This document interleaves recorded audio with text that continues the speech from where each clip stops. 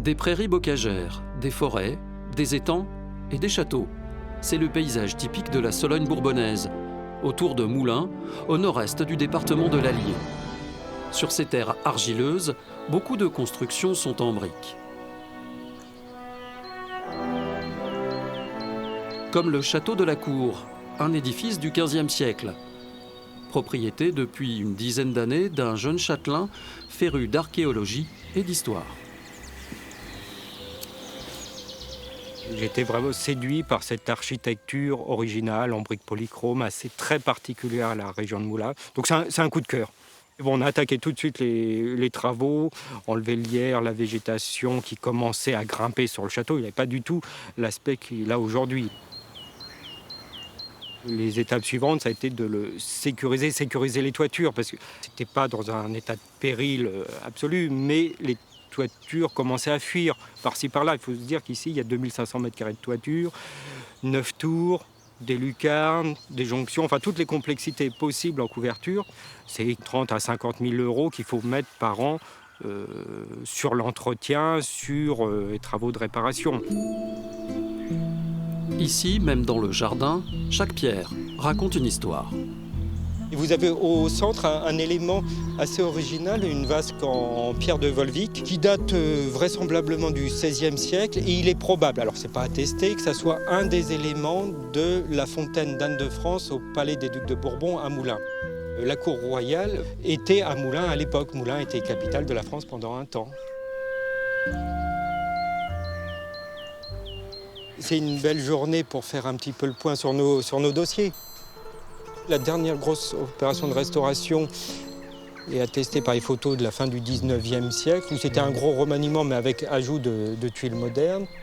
Le château est classé pour ses extérieurs. Façade et toiture. Ici, pas de travaux sans l'avis d'un architecte du patrimoine. Comme un médecin de famille, il suit le patient d'année en année. Alors ça fait déjà 5 ans qu'on travaille ensemble sur le diagnostic sanitaire du château, les levées de plans, pour établir un programme d'intervention, d'opération.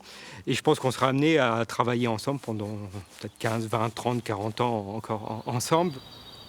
Des motifs polychromes ornent les murs, une particularité locale. Ça vient de la cuisson. Alors c'est pas forcément qu'une température de cuisson, c'est une atmosphère de cuisson qui rend certaines briques noires. Et ici, on a utilisé dans les proportions de briques orangées et noires, celles qu'on avait, pour créer des motifs qui peuvent être des chevrons, des losanges. Ça permet donc de créer quelque chose d'esthétique et aussi de différencier les périodes de construction. Direction le gros chantier du moment, le grenier, où était stockée la production des terres agricoles du domaine. Il y a quelques jours, j'ai fait un sondage dans les parties où l'enduit au ciment ne demandait qu'à tomber. Donc j'ai bien retrouvé, sans douter, le poteau d'origine. Je voudrais qu'on monte voir l'état de la couverture. Les petites lattes de bois qui retiennent les tuiles là, sont complètement pourries, glissent, et les tuiles glissent les unes après les autres. Et là, bientôt, il va pleuvoir dans le bâtiment. Ici, le projet n'est pas une simple restauration, mais une restitution. Rendre au grenier son aspect d'antan.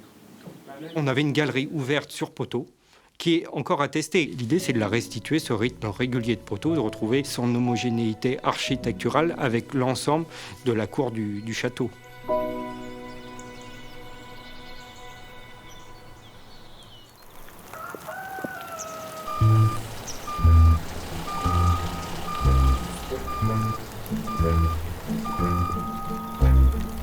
Elles sont décalées de moitié en moitié pour que l'eau, parce que là il y a forcément de l'eau qui rentre, pour que ça tombe sur cette partie-là et pas que ça tombe dans un joint. Il faut alterner les joints en fait. Vous savez tout faire? Non, je ne peux pas dire que je sais tout faire, mais j'arrive à me débrouiller. Pour trouver comment réparer le château, point de tuto, mais d'anciens ouvrages encyclopédiques.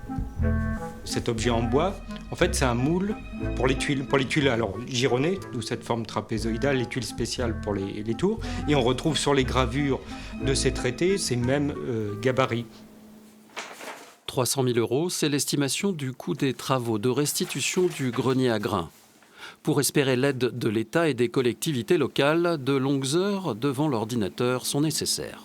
Tout compris, dans le meilleur des mondes, ça peut monter, comme le monument est classé d'intérêt national, les subventions peuvent monter, tout cumulé, à 75-80%. Après l'extérieur, il y a l'intérieur. Un château, c'est un chantier perpétuel. Souvent je dis, je ne suis pas vraiment le propriétaire, j'en suis le gardien, le conservateur, pendant une période de temps, peut-être une 50aine d'années au maximum. Voilà, c'est notre responsabilité en tant que propriétaire de garder et de transmettre ce patrimoine exceptionnel. De petits arbres ont été plantés pour restituer une ancienne futaie au pied du château, pour l'agrément, mais aussi pour peut-être, un jour lointain, restaurer le château.